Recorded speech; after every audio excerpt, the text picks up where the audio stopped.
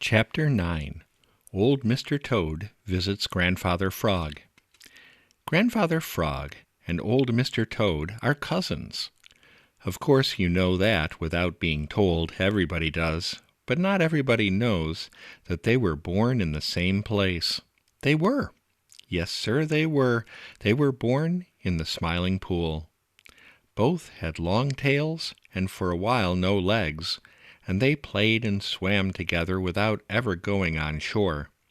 In fact, when they were babies, they couldn't live out of the water, and people who saw them didn't know the difference between them and called them by the same names, tadpoles or pollywogs. But when they grew old enough to have legs and get along without tails, they parted company. You see, it was this way. Grandfather Frog, of course he wasn't grandfather then, loved the Smiling Pool so well that he couldn't think of leaving it. He heard all about the great world and what a wonderful place it was, but he couldn't and wouldn't believe that there could be any nicer place than the Smiling Pool, and so he made up his mind that he would live there always. But Mr. Toad could hardly wait to get rid of his tail before turning his back on the Smiling Pool and starting out to see the great world. Nothing that Grandfather Frog could say would stop him, and away Mr. Toad went, when he was so small that he could hide under a clover leaf. Grandfather Frog didn't expect ever to see him again, but he did, though it wasn't for a long, long time. And when he did come back, he had grown so that Grandfather Frog hardly knew him at first. And right then and there began a dispute which they have kept up ever since, whether it was best to go out into the great world or remain in the home of childhood. Each was sure that what he had done was best, and each is sure of it to this day. So whenever old Mr. Toad visits Grandfather Frog, as he does every once in a while, they are sure to argue and argue on this same old subject. It was so on the day that Grandfather Frog had so nearly choked to death.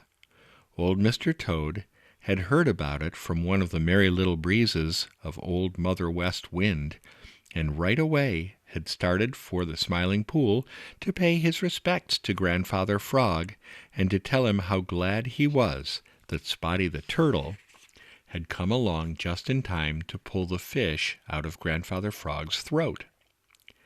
Now all day long Grandfather Frog had had to listen to unpleasant remarks about his greediness. It was such a splendid chance to tease him that everybody around the Smiling Pool took advantage of it. Grandfather Frog took it good-naturedly at first, but after a while it made him cross, and by the time his cousin, old Mr. Toad, arrived, he was sulky and just grunted when Mr. Toad told him how glad he was to find Grandfather Frog quite recovered.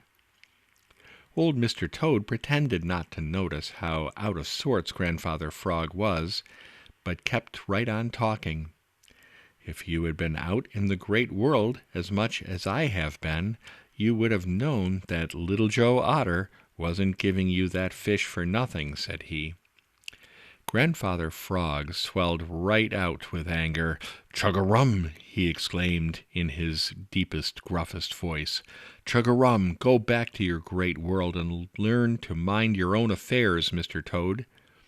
Right away, old Mr. Toad began to swell with anger, too. For a whole minute he glared at Grandfather Frog, so indignant he couldn't find his tongue.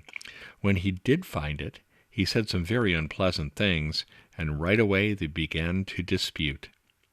"What good are you to anybody but yourself, never seeing anything of the great world, and not knowing anything about what is going on or what other people are doing?" asked old Mr. Toad. "I'm minding my own affairs and not meddling with things that don't concern me, as seems to be the way out in the great world you are so fond of talking about," retorted Grandfather Frog. "Wise people know enough to be content with what they have. You've been out in the great world ever since you could hop, and what good has it done you? Tell me that. You haven't even a decent suit of clothes on your back." Grandfather Frog patted his white and yellow waistcoat as he spoke and looked admiringly at the reflection of his handsome green coat in the Smiling Pool.